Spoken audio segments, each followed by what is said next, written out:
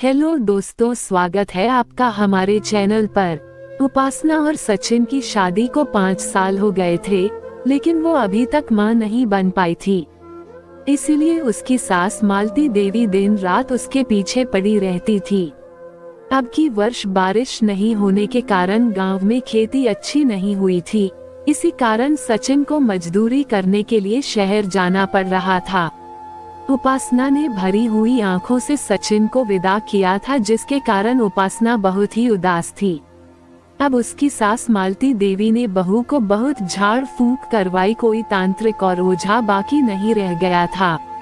उपासना ने कई बार अपनी सास से कहती थी कि मैं एक बार डॉक्टर को दिखाना चाहती हूँ, लेकिन उसकी सास इनकार कर देती थी। सचिन ने तो यह मान ही लिया था कि अगर बच्चा होना होता तो हो जाता, उसे कोई दिक्कत नहीं थी।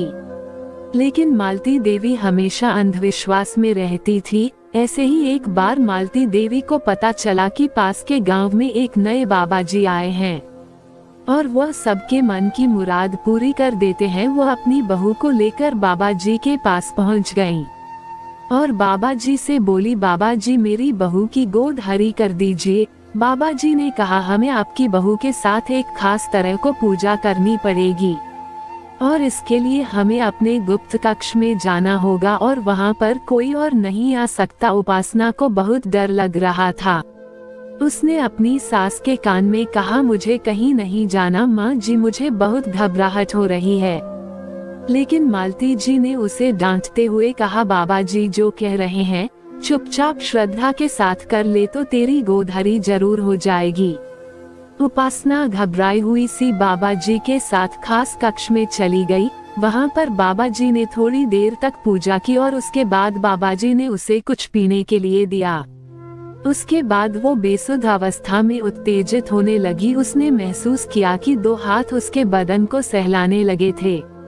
उसने विरोध करना चाहा, लेकिन वह अपनी सुध बुध खोती चली गई। जब उसकी नींद टूटी तो उसका पूरा बदन टूट रहा था। उसे समझ गई कि उसके साथ किसी ने बहुत गलत हरकत कर दी है, लेकिन उसे समझ में नहीं आ रहा था कि वह अपनी परेशानी किसे बताए। उसका पति तो शहर गया हुआ था और उसकी सास तो बाबाजी के खिलाफ एक भी शब्द सुनने को तैयार नहीं हो रही थी। आखिरकार वह अपनी एक सहेली के पास गई और उसने रोते हुए उन्हें सारी बातें कह दी। सहेली ने उसे दिलासा दिया और उसे लेकर तुरंत पुलिस के पास पहुंची। पुलिस ने उसे मदद का आश्वासन दिया और उसे फिर से बाबा जी के पास जाने के लिए कहा। लेकिन इस बार उपासना ऐसे ही नहीं गई थी, बल्कि पुलिस के द्वारा दिया हुआ छुपा कैमरा लेकर भी गई थी।